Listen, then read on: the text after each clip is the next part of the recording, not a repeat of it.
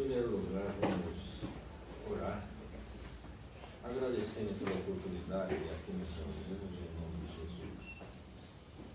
Vamos rogar ao plano espiritual superior, aos trabalhadores da casa, do atendimento, à equipe socorrista, que possam atender os nomes colocados nos cadernos de vibrações, nas suas necessidades. Que as bênçãos de Jesus possam envolver a cada um aqui presente, encarnado e desencarnado. Que essas bênçãos, Senhor, possam se espalhar pela nossa comunidade, pelo nosso país, por toda a terra. Que vibremos por dias melhores no amanhã, que possamos, através da oração, ajudarmos com as nossas vibrações no equilíbrio da sociedade, na esperança das pessoas, na paz íntima de cada um, fazendo a nossa parte, buscando através da oração emitir vibrações de paz e de equilíbrio, de fé e de esperança. Rogamos ainda, Senhor Jesus, principalmente pelo nosso país, em ano de eleições, que as pessoas possam ajuizar da melhor forma possível a respeito do voto, a respeito dos destinos da sociedade, e que possamos, Senhor, através das vibrações de paz e equilíbrio, sempre ajudar a transformar um pouco mais esse mundo e além das vibrações, buscarmos manter as nossas vidas direcionadas sempre para a melhor forma de agir sob a luz do Evangelho, buscando compreender, buscando tolerar, buscando perdoar, buscando sempre cumprir o dever e fazer da sua vida, a cada dia que passe, no hoje, um pouco melhor do que no ontem, e no amanhã, se possível, um pouco melhor do que no hoje. Vamos rogar aos nossos anjos guardiões, aos espíritos trabalhadores, que nos amparem, que nos ajudem nos tropeços da vida, mas ao mesmo tempo, vamos procurar praticar a caridade. Para aqueles que tropeçam ao nosso lado, não julguemos e sim amemos, sempre buscando compreender, tolerar e praticar a caridade. E a caridade, nós sabemos que ela pode ser feita de mil maneiras, desde o olhar, de dar tempo para ouvir, de, se possível, orientar, sempre a palavra amiga, o consolo, funcionam de maneira a sempre dar esperança para aquele que se desequilibra. E a forma de buscarmos o equilíbrio é sempre o Evangelho, é a oração, a fé, aquela fé que Jesus nos fala, que mesmo sendo pequenina do tamanho de um grão de mostarda, poderá remover montanhas. E as dificuldades se nos aparecem a cada instante. Vamos buscar amparo no Evangelho, nos ensinamentos de Jesus, para continuarmos a caminhada e buscarmos ser tranquilos nas dificuldades do dia a dia. Que Deus, nosso Pai, nos ampare e nos ilumine. E que Jesus, o nosso Mestre, seja a meta para todos nós, hoje e sempre, que assim seja.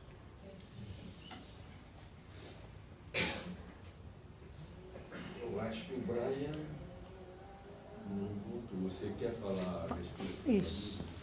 Oi, boa noite. Ah, o Brian. Tá aí? Brian, tem?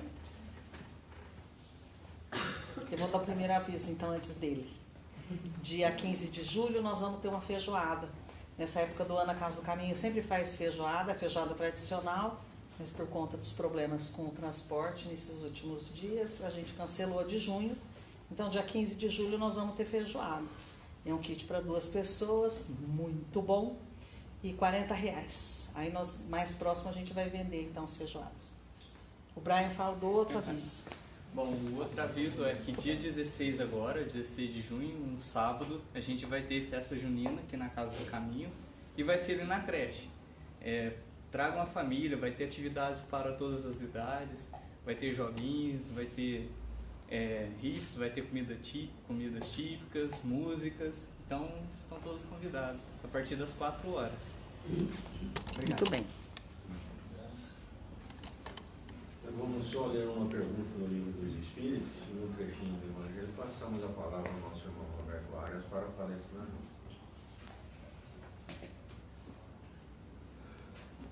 Abrindo ao acaso, nós caímos no capítulo 4. Ninguém pode ver o reino de Deus se não nascer de novo. E o item 24 é o início, vamos ler só um parágrafo, é uma mensagem de São Luís. Limites da encarnação. Quais são os limites da encarnação? A encarnação não tem limites precisamente traçados. Se nos referirmos ao envoltório material que constitui o corpo do espírito, a materialidade desse envoltório diminui à medida que o espírito se purifica. Em mundos mais avançados do que a Terra, ele já é menos denso, menos pesado e menos grosseiro, e por conseguinte menos sujeito aos infortúnios da vida. Num grau mais elevado é transparente e quase fluídico. De grau em grau ele se desmaterializa e acaba por se confundir com o perispírito. Dependendo do mundo no qual o espírito é chamado a viver, toma um corpo apropriado à natureza desse mundo. No Livro dos Espíritos, pergunta 258, escolha das provas. Na espiritualidade, antes de começar uma nova existência corporal, o espírito tem consciência e previsão das coisas que acontecerão durante a vida? Resposta. Ele mesmo escolhe o gênero de provas que quer passar. Nisso consiste seu livre-arbítrio. Passamos a palavra então ao nosso irmão Roberto. Boa noite a todos. A paz de Jesus esteja com todos nós nessa noite. Hoje à noite eu vim falar de um tema que com certeza é muito comum a todos nós. Vocês conseguem lembrar nessa caminhada espírita de momentos que foram impactantes? Ou seja, mensagens, temas que às vezes parece que nos dão umas chacoalhadas assim. Algumas coisas às vezes que a gente já escutou várias vezes, mas naquele momento ele sacode. Parece que ele mexe com a gente por algum motivo, né? Às vezes a gente deixa meio de lado. Eu lembro quando eu era muito jovem, escutei falar de reencarnação, fez muito sentido. Mas eu coloquei numa gaveta lá e ficou lá por 10, 15 anos. Né? Que pena, se eu tivesse aproveitado, entendido, estudado um pouquinho mais sobre aquilo. Mas muitas coisas acontecem assim no nosso dia a dia. E a gente às vezes parece que a gente deixa de lado. Então eu vim hoje falar um pouquinho disso. Por que isso acontece? Né? Muito provavelmente, à medida que a gente vai caminhando, vai saindo um pouco dessas capas, como se fosse assim, né? uma cebola, e aí a gente consegue ver um pouco melhor, né? A gente consegue sentir um pouco melhor. Às vezes foi uma situação que nós passamos, um entendimento maior, aquela história dos trabalhadores da última hora, né? Te chama, te chama, te chama, você não vai, aí no último momento te dá uma chacoalhada assim, opa, aí a gente vai, né?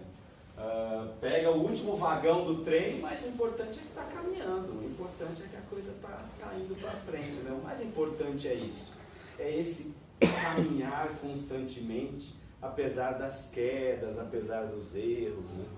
Então a gente vai falar um pouquinho disso, um pouco dessas mensagens, desses temas que para mim foram impactantes. Eu deixo essa tarefa de casa a todo mundo.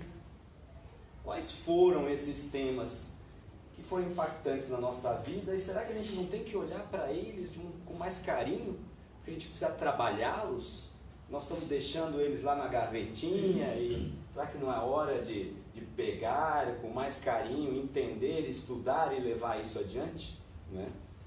Então, na doutrina espírita, ela tem 3 pilares que são fundamentais. Né? O primeiro pilar, que eu gosto muito, é o da filosofia. Essa é uma beleza na doutrina. Ela te dá a liberdade de fazer perguntas, de questionar. Não é? Isso é um lado muito legal. Eu gosto muito desse lado da doutrina, porque eu posso simplesmente dizer, não, eu não acredito nisso, eu não entendo isso, e daqui a pouco eu volto no tempo, eu já estou mais, olha, pode até ser, né?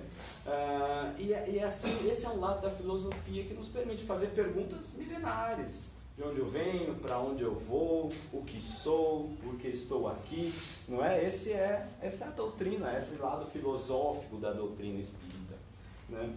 Então, existe uma pergunta que eu gosto muito e que um dia eu percebi que ela foi impactante para mim, né? Porque muitas vezes na sociedade se pergunta qual é a única certeza que nós temos. Muita gente fala isso, né? Entre as pessoas que a gente encontra na rua, sem ser espírita, né? Qual é a única verdade que existe? E aí as pessoas vão responder o quê? A morte. Não é verdade? Não é? Agora, a gente às vezes não se toca que nós somos religiosos. Nós temos uma religião, uma doutrina que nós seguimos. Não é verdade? Então, para nós cristãos, faz sentido isso? O que as religiões, não só o espiritismo, mas qual é a grande mensagem que as religiões nos passam para os seus seguidores? É que a morte não existe, não é? Todas as religiões, sem exceção, né? Então, para nós, principalmente para nós cristãos, isso não faz sentido. Nós temos que ter essa consciência de que, a única verdade não é essa. A única verdade que existe é que a vida continua após a morte. É isso que nós temos que levar firme e forte dentro da gente, não é? Isso foi algo impactante, que eu pensava desse jeito, não que eu acreditasse que o fim era a morte, mas eu não tinha claramente comigo a consciência de que a única verdade que existe é que a vida continua após a morte, não é? E, como consequência disso, nós vamos ter o quê? Uma outra realidade. Importante a gente ter essa consciência. Existe essa realidade que nós estamos, depois da morte vai existir uma outra realidade. Provavelmente diferente dessa. Aqui a gente tem que comer, né? Tem que estar frio agora, tem que se vestir. Lá vai ser assim? Provavelmente não, né? Eu acho que não provavelmente. Nós temos certeza de cada um de nós aqui, temos certeza que vai ser diferente disso, né? Não estamos aqui questionando como é que vai ser, mas que com certeza vai ser diferente da realidade que nós temos aqui, é algo que a gente tem que levar com a gente. Claramente dentro de nós que a realidade lá vai ser outra. E aí sim a gente pode usar um pouco da filosofia, dos ensinamentos cristãos, das mensagens do Evangelho, para entender um pouco como é essa realidade do lado de lá. Sem falar na literatura espírita, né? Que é riquíssima nisso. Mas é bom a gente fazer uma análise própria, depois de ter estudado tudo isso, né? Essas mensagens, tudo isso que a gente vem trazendo na nossa história espírita. Poxa, a gente pode fazer uma análise filosófica, como é que vai ser essa realidade do lado de lá? Não é? Todas essas informações nos vão ser úteis. Jesus nos ajuda com muitas mensagens, com muitas informações. Quando ele diz, meu reino não é desse mundo, claramente ele está dizendo que é um reino diferente desse. Não que ele não seja responsável por esse também, mas esse não é o principal. Esse não é o reino que ele quer dizer, não, é aqui que vocês vão ficar. Não, não. O reino dele é mais importante que esse. E não é desse mundo. Então, claramente, essa realidade que nós vivemos, ela não é tão importante quanto nos parece no dia a dia. Né? Nessa luta do vencer os problemas e pagar conta, e trabalho, e família, né? É importante a gente ter que passar, tem que ter tudo isso, mas existe uma realidade que é mais importante que essa. É importante a gente ter essa consciência também. Pelo menos isso também me foi impactante nesse momento. O Evangelho de Jesus é realmente fundamental para o espiritismo. Eu acho que eu não conseguiria ser espírita se Jesus não fosse o nosso guia. Eu acho que Jesus entrou na minha vida primeiro do que o Espiritismo. E quando eu percebi que o Espiritismo tinha como guia Jesus, para mim faz todo sentido. Seria difícil ser espírita para mim, não estou dizendo para vocês, mas é algo que eu levo comigo, que eu acho que é muito importante. Como nós dissemos aqui na prece, o Evangelho de Jesus, ele nos traz paz. A gente esquece dele de vez em quando. Mas quando a gente volta, a gente tem um pouquinho de disciplina na nossa vida religiosa, a gente recebe, em consequência disso, paz. E isso, para mim, é algo fundamental, né? Tem uma passagem do Evangelho de Jesus que é muito interessante, que ultimamente ela tem sido impactante para mim, que é a mulher samaritana, o encontro com a mulher samaritana no poço. Não sei se vocês lembram, vale a pena revisar esse tema, que está no capítulo 4 de João. Jesus marca um encontro com ela sem ela saber. É muito interessante, porque eles vêm vindo em direção a Jerusalém e passa por um lugar totalmente hostil aos judeus. E lá está a mulher samaritana. Jesus manda os discípulos fazerem compra. Eu fico imaginando 12 discípulos fazendo compra no supermercado da cidade. E ele fica sozinho no poço, esperando ela, né? O que é interessante dessa passagem, ela chega num horário que não é normal para as mulheres chegarem. Ela chega ao meio-dia. Era de costume as mulheres buscarem água no poço, né? Mas as mulheres iam de manhã, e era um ato social, e elas iam juntas porque aquilo tinha um sentido de proteção também. Era a função delas. Só que uma mulher sozinha, ao meio-dia, num poço, não é legal. E essa mulher, ela vai a meio-dia buscar água. Ou seja, claramente fugindo do status quo, que era as mulheres irem juntas. E por quê? Porque ela tinha um problema grave. Ela estava no sexto marido, já tinha tido 5, e o que ela tinha agora não era dela. Essa passagem, sem entrar nos detalhes do porquê dos maridos, mas lembrando de uma coisa, o que ela buscava na vida era a felicidade. E ela buscava a felicidade no quê? Nos seus relacionamentos, que no fim não davam certo. Nós também fazemos a mesma coisa nessa realidade que nós estamos. Se a gente não toma cuidado e lembra que existe uma realidade mais importante. Nós fazemos a mesma coisa. Buscamos coisas na matéria, no dia a dia de compras, em alguns casos vícios, não é? A gente vai buscando coisas que não são importantes para nós, para o nosso futuro. Então essa passagem da mulher samaritana ilustra muito isso. É uma passagem que vale a pena uma palestra de 2 horas, de tanta coisa bonita que tem para se falar sobre isso. E Jesus mostra que existe uma água viva, que o Evangelho é vivo. E ele nos transforma, nos traz a paz, nos traz tranquilidade e nos dá um rumo certo. Um rumo que a gente sabe que a gente não está errado quando a gente está caminhando nesse sentido, que é o sentido do Evangelho, né? Bom, então a minha questão é, nós estamos vivendo de acordo com a realidade que nós vamos encontrar do lado de lá?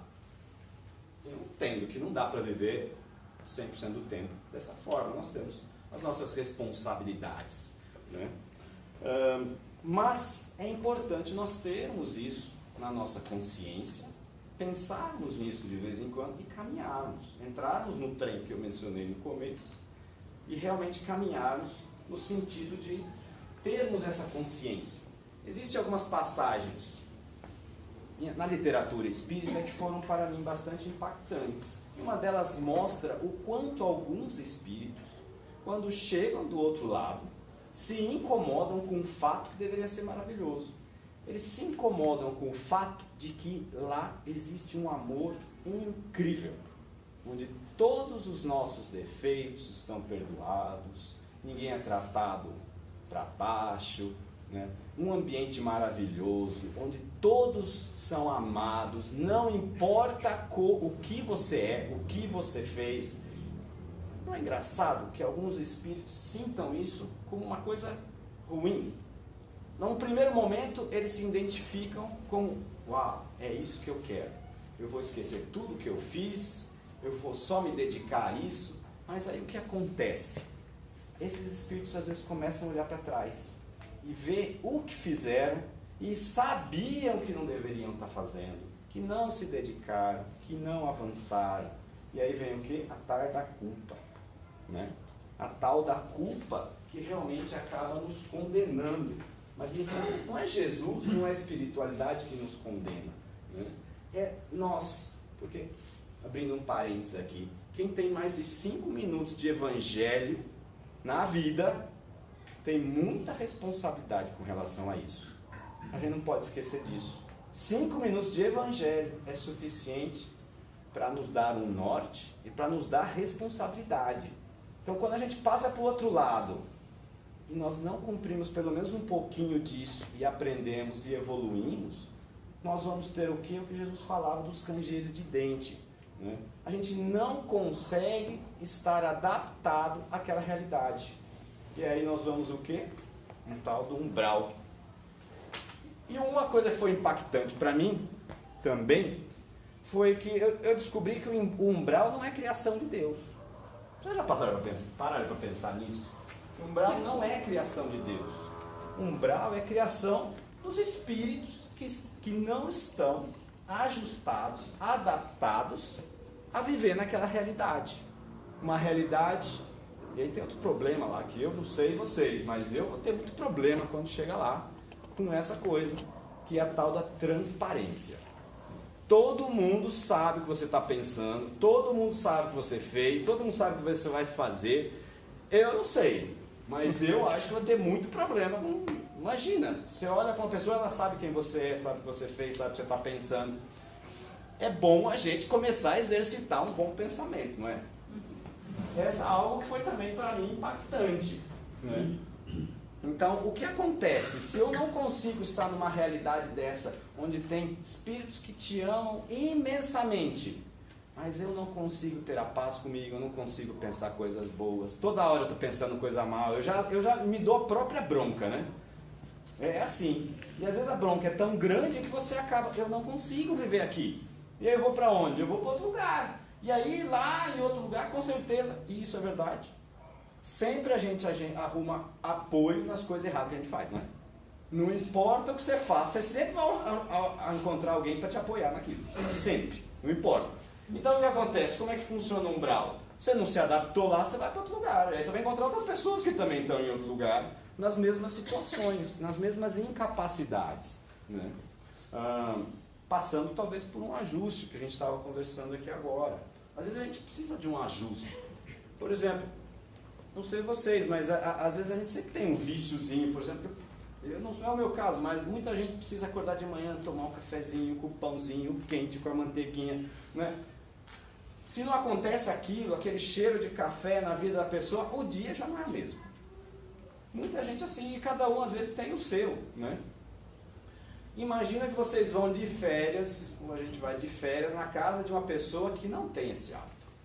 Que não toma café, é vegana, é tudo diferente, a casa é o máximo, o lugar é lindo. Só que depois do terceiro dia você não vê a hora de voltar para casa. Por quê? Tem coisa te fazendo falta, né? Aquele ambiente não é exatamente o seu ambiente. E aqueles vícios, nesse caso, entre aspas, ou hábitos que nós temos, né, eles são presentes em nossas vidas. Então, a gente se sente mal e a gente quer voltar para casa. Lá vai ser um pouco assim, ou às vezes muito assim. Nós vamos chegar do outro lado com uma série de questões que sejam emocionais, que sejam de vícios, químicas. Porque a gente acha que se livrou do corpo, o corpo foi embora, né? Não tem mais nenhum problema. Não é bem assim. O corpo influencia o espírito e o espírito influencia o corpo. Existe uma troca permanente. A gente precisa lembrar disso, né? Então a gente vai chegar do lado de lá precisando de algumas coisas. Não é à toa, André Luiz ficou 8 anos, mas com certeza vai haver uma adaptação aonde a gente precisa estar num hospitalzinho, num pronto-socorro, num momento ali de ajuste, porque falta coisas, né? Então, isso é um pouco do que eu venho falar, dessas duas realidades que existem, que a gente precisa ter na nossa mente, né? Paulo, em Romanos, ele deixa isso bem claro. Não vos conformeis com este mundo, mas transformai-vos, renovando a vossa mente, a fim de poder discernir qual é a vontade de Deus, o que é bom, agradável e perfeito. Esse renovar a nossa mente, ela vem através do estudo, da meditação, da reforma íntima, né, do evangelho no lar. Tudo isso é bom e vai fortalecendo e vai mudando a nossa visão, né? Então a gente tem que tomar cuidado com a acomodação. E não sei se vocês conhecem a irmã Aila, é uma freira católica, ela colaborou muito com o espiritismo, muito amiga do Haroldo Dutra Dias, tem várias palestras dela em casa espírita, é doutora em teologia, professora da Universidade da PUC de Fortaleza, uma colaboração incrível no espiritismo, sendo freira católica. Muito lindo o trabalho dela. Ela fala uma coisa muito interessante sobre a encarnação. Ela dá um conselho para nós espíritas. Olha, legal acreditar em encarnação. Ajuda a entender uma série de conceitos. Porém, cuidado com a acomodação. Se isso leva à acomodação, é melhor não acreditar em reencarnação. Se nós vamos deixar para outra vida as coisas que a gente tem que fazer aqui, é bom a gente mudar a forma de pensar, né? Jesus falava o ranger de dente, e ele não mentiu, ele estava falando verdade, né? Nós é que vamos, então, poxa, é o que eu falei, 5 minutos de evangelho é suficiente para a gente fazer bastante coisa nessa vida. E o Emmanuel vai falar desse tema numa mensagem dele, chama Perante a Reencarnação. Não perderás tempo reclamando contra a vida. Olha só, difícil, né? Mas a gente reclama, mas é importante. Não vamos reclamar, não vamos perder tempo reclamando da situação que nós temos. Na hipótese de que te empenhes realmente pela aquisição do conhecimento espírita, reflete na lei da encarnação. És um espírito eterno, envergando temporária forma física, à maneira de um servidor vestido em uniforme de trabalho, francamente deteriorável e passageiro. Observa os próprios hábitos e tendências e perceberás o que foste nas existências passadas. Isso também para mim foi muito impactante em alguns momentos, porque às vezes o pessoal fala de voltar atrás, tentar entender o que nós somos, mas a gente não precisa voltar atrás para ver o que nós somos fisicamente, foi, né, rainha, não sei. Se nós observarmos dentro de nós as nossas fraquezas, aqueles pontos que a gente não consegue ainda se livrar deles, aquelas coisas que podem nos levar a um deslize, né? Esses pontos da nossa personalidade, isso indica claramente o que nós fomos, né? Então a gente pode ter uma boa noção, porque o crescimento é gradativo, ele não dá saltos. Então se a gente olha, a gente consegue muito bem, e é isso que ele está dizendo aqui. Analisa os que te rodeiam, as pessoas à nossa volta. No círculo doméstico social, identificarás com quem te comprometeste, para sanar os próprios débitos ou traçar a própria senda de elevação. Então, as pessoas que estão à nossa volta são as pessoas certas para a nossa vida. E são essas que nós temos que ajudar, aprender a amar, né? Escutando um pastor essa semana, ele fala, é errado o padre ou o pastor dizer no casamento, você ama essa mulher, ele ama o homem. É errado, você vai amar durante a vida, né? Mas se na hora do casamento ele fala, não, eu não te amo, não vai casar, né? Mas no fim é pura verdade. É um processo de aprender a amar a pessoa que nós estamos do nosso lado. Nosso filho, não é? É um processo, às vezes, da vida inteira a gente aprender a amar essa pessoa, né? Estuda o quadro que te emoldura as atividades e anotarás de que ponto deves partir em demanda da melhoria. Ou seja, muitas vezes não é preciso grandes estudos, né, para a gente saber o que a gente precisa fazer, que caminho a gente precisa ir.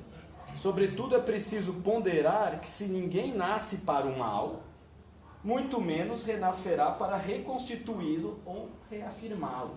Se eu fiz o mal lá atrás, eu não vou nascer para confirmar que o mal é verdade. Não, eu vou nascer para dar um saltinho, para dar um passo a mais.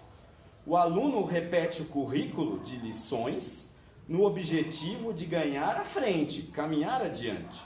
Não para acomodar-se à retaguarda. Não é para a gente ficar parado, é para caminhar. Convence de que retornamos à Terra com o fim de ampliar os valores do bem cada vez mais. Indispensável corrigir-nos naquilo que erramos.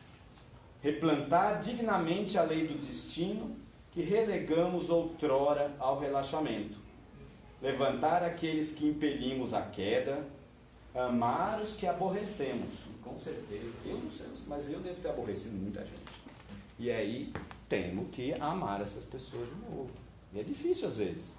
A gente vai dando os passinhos, e o mais importante é isso. A gente olhar que realmente a gente tem dado grandes passos. Só de estar aqui, nós somos os trabalhadores da última hora. Com certeza, tudo isso nós escutamos no passado, mas não entramos na casa espírita no passado, né? E hoje a gente está aqui, ouvindo, trabalhando, fazendo. Isso é muito positivo. Acender a alegria nos corações que encharcamos de lágrimas. Estás hoje no lugar e na posição em que podes claramente doar a vida. Na pessoa dos outros, tudo aquilo que és capaz de sentir, pensar, falar ou fazer de melhor. Doar na pessoa dos outros. Trabalhar pelos outros. Nós temos um outro pilar na doutrina espírita que é até interessante falar dele mesmo, que é o lado da ciência, principalmente nos dias de hoje, né? Eu gosto muito disso, da ciência. A ciência nasceu lá, o Kardec utilizou-se muito das técnicas da ciência, do positivismo de Comte lá atrás. E a gente também não pode deixar esse pilar da doutrina de lado, principalmente hoje em dia, né? A metodologia científica foi muito importante, realmente causou grandes avanços, né? Mas é importante lembrar que às vezes a verdade científica é transitória, né? Tivemos, por exemplo, Newton, depois veio Einstein, que complementou, e à medida que nós vamos crescendo na inteligência, no conhecimento, isso aí vai se ajustando também, né? Mas eu venho hoje só lembrar um pouco da imparcialidade da ciência. E muitos cientistas falam que é difícil manter uma pura imparcialidade, porque existe uma questão de poder, às vezes, por trás. E hoje, para mim, é muito claro que isso é verdade e a gente corre até um grave risco. Vocês observam no dia a dia, por exemplo, tem notícia hoje que fala que café é bom para a saúde. Um mês depois, o café não é bom para a saúde. Hoje, um copo de vinho é bom para a saúde. Um mês depois, essa semana, escutando algumas coisas de algumas proteínas que são dadas para atletas, e você procura na internet, hoje você acha informação de tudo o que você quer confirmar. Você acha da coisa negativa e da coisa positiva. Então, é muito complicado esse lado da ciência, a gente tem que tomar um certo cuidado, porque existe muita informação falsa hoje em dia, né? Mas, claro, a ciência, sem dúvida, nos traz maravilhas, temos a luz. E é interessante aqui a pergunta que no livro O Consolador, que fazem para Emmanuel. Tem o Espiritismo absoluta necessidade da ciência terrestre? E veja que interessante que o Emmanuel vai responder, até meio alinhado do que a gente está falando. Essa necessidade, de modo algum, pode ser absoluta. É importante, mas não absoluta. O concurso científico é sempre útil quando oriundo da consciência esclarecida e da sinceridade de coração.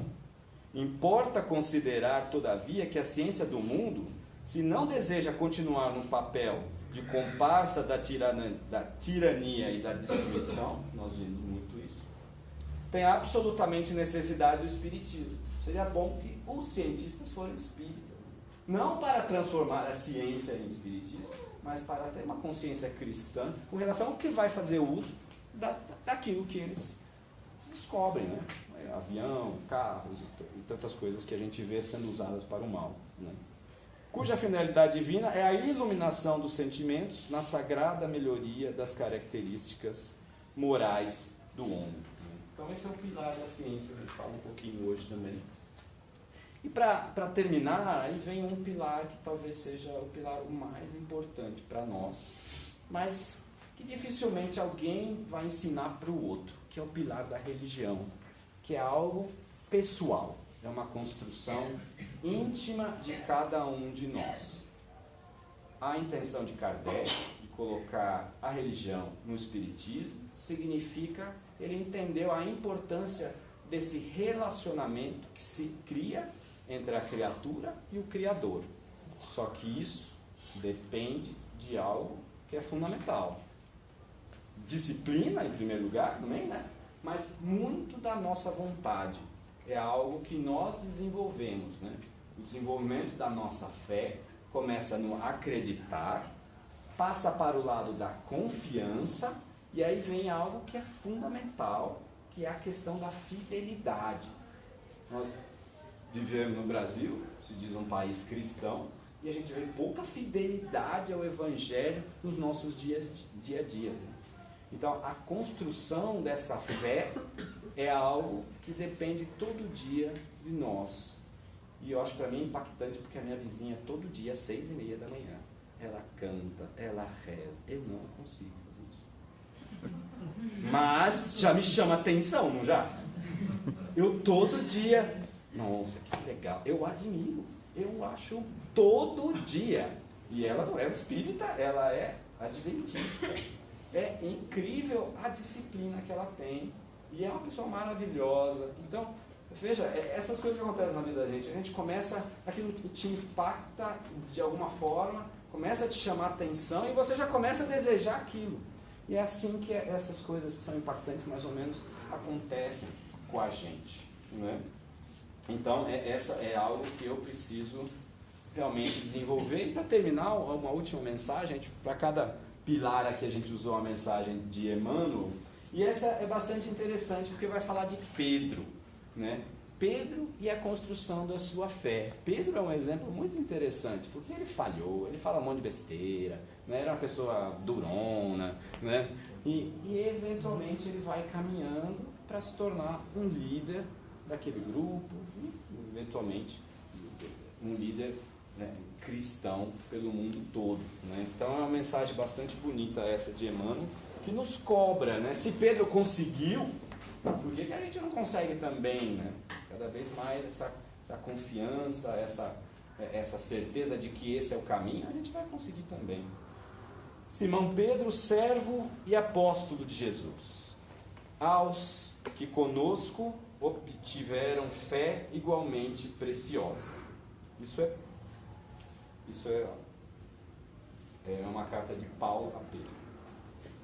Consultando o dicionário, verificamos que o verbo obter tem como sinônimo conquistar.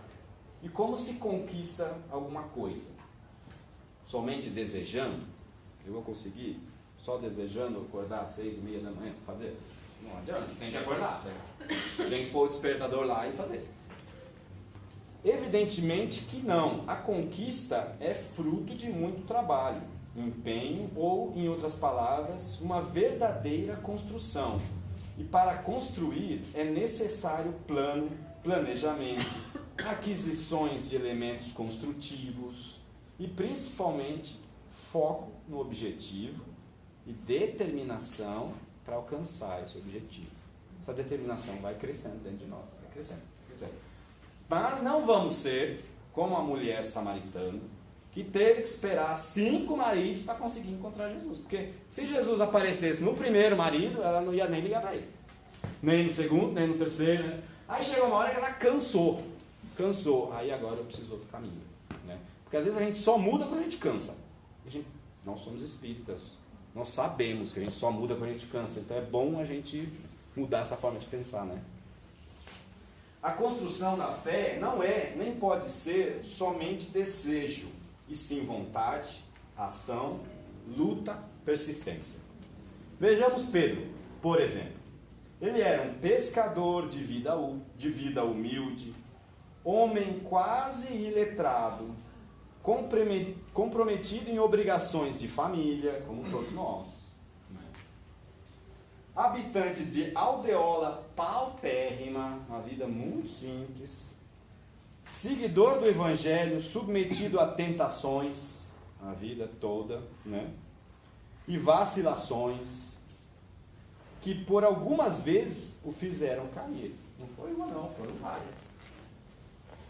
E analisando-nos friamente, podemos já ter alguns aspectos mais favoráveis do que os da descrição desse Pedro.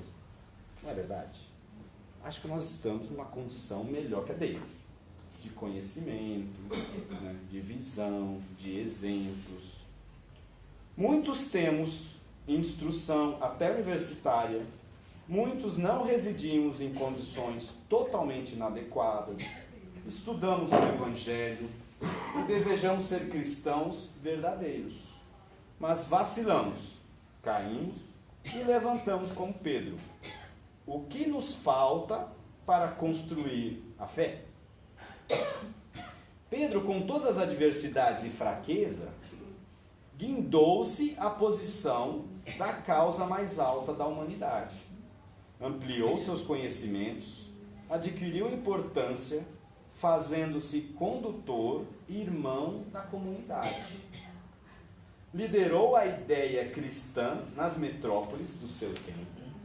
E de cada vez que se viu em curso, em erro, procurou corrigir-se e seguir adiante, no desempenho das obrigações que lhe eram atribuídas.